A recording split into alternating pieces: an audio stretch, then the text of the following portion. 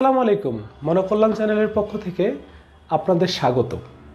আজকে আমরা বাচ্চাদের কিভাবে যৌন শিক্ষা দিবেন সে সম্পর্কেই আলোচনা করব। আমাদের দেশে বড়রাই যৌনতা নিয়ে কথা বলতে সাহস পান না, অনেকেই লজ্জাবোধ করেন, আর বাচ্চাদের সামনে তো কথাই নেই।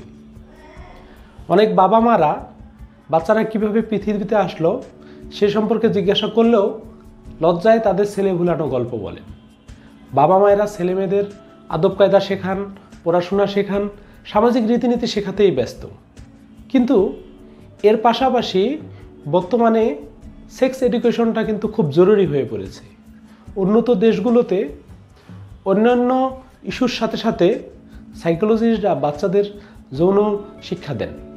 আমাদের দেশেও দু একটি স্কুলে এ পদ্ধতি চালু আছে। বেশিরভাগ প্রতিষ্ঠানে যৌন শিক্ষার কোনো ব্যবস্থা নেই। তবে এক্ষেত্রে অভিভাবকরাই মূল দায়িত্ব পালন করতে হয়। বর্তমানে অনেক বেশি সেক্সুয়াল অ্যাবিউজ হচ্ছে। পত্রিকার পাতা খুললেই আমরা দেখি ধর্ষণ হচ্ছে, অ্যাবিউজ হচ্ছে, সমস্যা হচ্ছে। অনেক গবেষণায় দেখা যায় যেসব বাচ্চারা ছোটোবেলায় সেক্সুয়াল অ্যাবিউজ হয় তারা কিন্তু পরবর্তীতে অন্যদের ধর্ষণ সহ বিভিন্ন ধরনের সেক্সুয়াল অ্যাবিউজ করে।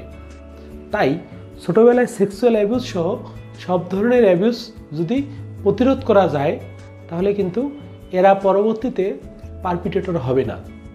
এক্ষেত্রে অনেকগুলো পদ্ধতির মধ্যে যৌন শিক্ষা অন্যতম। যৌন শিক্ষা দিয়েই কিন্তু অনেকভাবে সেক্সুয়াল অ্যাবিউজ প্রতিরোধ করা যায়। অন্যদিকে বেশিরভাগ বাবা মাই জানেন না কিভাবে বাচ্চাকে সেক্সুয়াল এডুকেশন দেবেন, কারণ তারাও কিন্তু ওইভাবে সেক্সুয়াল এডুকেশন পেয়ে বড় হয়ে ওঠেননি। আজকের আলোচনায় প্রাইমারি স্কুলের বাচ্চাদের আপনারা কিভাবে যৌন শিক্ষা দিবেন সে সম্পর্ক নিয়েই আমরা আলোচনা করব। বাবা মায়েরা বাচ্চাদের কোনটা হাত, কোনটা পা, কোনটা মাথা এগুলো যেমন বলেন, তেমনি তাদের প্রাইভেট যে অঙ্গগুলো আছে সেগুলোর নামও বলা প্রয়োজন, যেমন ব্রেস্ট, পেনিস, ভ্যাজিনা, পাইপথ ইত্যাদি।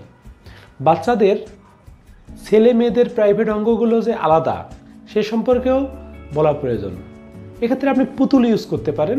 পুতুল ইউজ করে তাদেরকে দেখাতে পারেন ছেলে থেকে মেয়েরা কীভাবে আলাদা। বাচ্চাদের শেখাতে হয় তাদের গোপন অঙ্গগুলো বা প্রাইভেট অঙ্গগুলো সবসময় ঢেকে রাখতে হয়। বিশেষত টয়লেট বা আলাদা ঘরে গেলে আমরা এগুলো ঢেকে রাখি না। টয়লেটে গেলে আমরা খুলে রাখি, কিন্তু বাইরে যখনই আসব তখনই এগুলো ঢেকে রাখব। এবং অন্য কারো কিন্তু এই অঙ্গগুলোতে হাত দেওয়ার কোনো অধিকার নাই। বাচ্চাদের ভালো স্পর্শ এবং খারাপ স্পর্শ সম্পর্কে স্পষ্ট ধারণা দিতে হবে। ভালো আদর, খারাপ আদর সম্পর্কে ধারণা দিতে হবে। কেউ যদি এই প্রাইভেট অঙ্গগুলোতে বা গোপন অঙ্গগুলোতে স্পর্শ করে, আদর করে, তাহলে এটা কিন্তু খারাপ আদর। বাচ্চাদের সচেতন করা প্রয়োজন। কেউ খারাপ টাচ করলে বাচ্চারা যেন চিল্লায়, জোরে কারো সাহায্য চায় বা বাসায় এসে অন্তত বাবা মাকে বলে। দুষ্ট লোকেরা খারাপ স্পর্শ করতে করতে একটা সময় বড় ধরনের অ্যাবিউজ করে। তো অল্প অ্যাবিউজে যদি আপনি প্রতিরোধ করতে পারেন তাহলে কিন্তু বড় ধরনের অ্যাবিউজ আর হবে না। অনেক বাচ্চা কাচ্চাই কীভাবে পৃথিবীতে আসলো সে সম্পর্কে জানতে চায়। তাদের স্পষ্ট করে বলা যে তুমি বাবা মার শরীরের অংশ, মায়ের পেটে ছিলা, বেশি বড় হওয়ার কারণে ডাক্তার আঙ্কেল আন্টিদের সহযোগিতায় তুমি দুনিয়াতে চলে এসেছো, এর আগে কিন্তু তুমি ছিলা না। ভিউয়ার্স, আমাদের চ্যানেলের ভিডিওগুলো যদি ভালো লাগে তাহলে আপনি লাইক, কমেন্ট এবং শেয়ার করুন। আমাদের সাথে থাকুন।